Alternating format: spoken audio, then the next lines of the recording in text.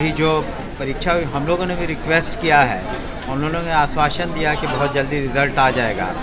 इसमें कोई शक नहीं कि थोड़ा विलम्ब हुआ है। भी काउंसलिंग होती है किसी भी कैटेगरी की, चाहे वो हेडमास्टर की हो या फिर शिक्षक की हो या कंप्यूटर टीचर की होगी, तो हम लोग सर्टिफिकेट्स को चेक करते हैं, चेक होता है। स्कूल्स का जहाँ तक प्रश्न है तो बहुत से स्कूल्स जो जांचों उपरांत सही नहीं पाए गए, लेकिन जो सही हैं तो उनको निश्चित रूप से जो हमारी राशि उस हिसाब से जाए। सप्लीमेंट्री के बारे में कोई जो भी ये कमीशन का काम है वो जो निर्णय लेगा वो मान्य होगा, लेकिन नीतियाँ जो शुरू में बन गई उसी पर बहालियाँ होंगी। सरकार के शिक्षा मंत्री सुनील कुमार हमारे साथ जुड़ेंगे, बात करेंगे। सुनील जी, थर्ड फेज की शिक्षक बहाली होनी है, रिजल्ट में काफ़ी ज़्यादा देरी हो रही है, अभ्यर्थी सवाल पूछ रहे कब तक रिजल्ट जारी है? देखिए, जो एजेंसी ने जो लिया है ये अभी जो परीक्षा हुई हम लोगों ने भी रिक्वेस्ट किया है, उन लोगों ने आश्वासन दिया कि बहुत जल्दी रिज़ल्ट आ जाएगा।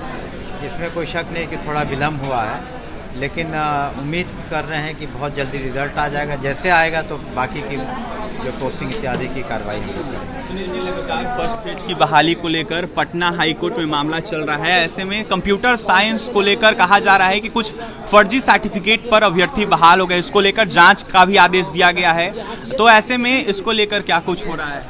देखिए, जब भी काउंसलिंग होती है किसी भी कैटेगरी की, चाहे वो हेडमास्टर की हो या फिर शिक्षक की हो या कंप्यूटर टीचर की होगी, तो हम लोग सर्टिफिकेट्स को चेक करते हैं, चेक होता है। लेकिन जो सक्षमता में जो लोग पास करें, काउंसलिंग हुई है, तो उसमें मैं समझता 2-3% ऐसे सर्टिफिकेट्स निकल रहे हैं जिसको पुनः जांच की आवश्यकता है या सही नहीं लग रहे हैं। लेकिन अधिकांश उसमें सक्षमता में जो अभी तक मुझे पता है कि अधिकांश उसमें सही हैं, लेकिन जो सही नहीं है उसको हम पुनः जांच कर लेंगे।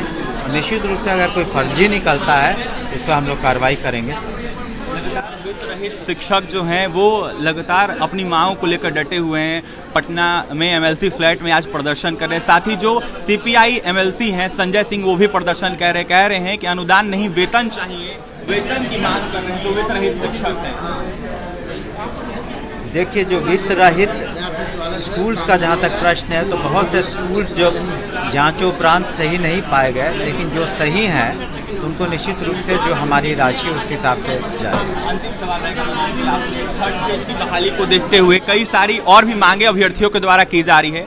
वन कैंडिडेट वन रिजल्ट का मुद्दा अभ्यर्थी कर रहे हैं और इसके साथ ही डोमिसाइल नीति की भी मांग कर रहे हैं। तो क्या इन सब मुद्दों पर जिन नीतियों पर पहली बहाली हुई थी, अब एकाएक बहालियों के जो नीतियां नहीं बदल दी जाती बीच में। सप्लीमेंट्री के बारे में कोई जो भी ये कमीशन का काम है वो जो निर्णय लेगा वो मान्य होगा, लेकिन नीतियां जो शुरू में बन गई उसी पर बहालियाँ होंगी।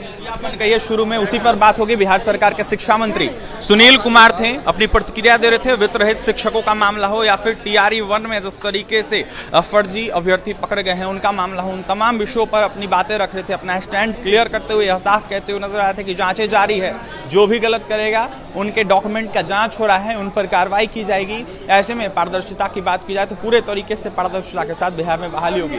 साथ ही सप्लीमेंट्री रिजल्ट का मुद्दा हो, डोमिसाइल का मुद्दा हो या फिर कहीं ना कहीं जो वन कैंडिडेट वन रिजल्ट का मांग है, इन तमाम मुद्दों पर अपनी प्रतिक्रिया दे रहे थे मंत्री सुनील सिंह।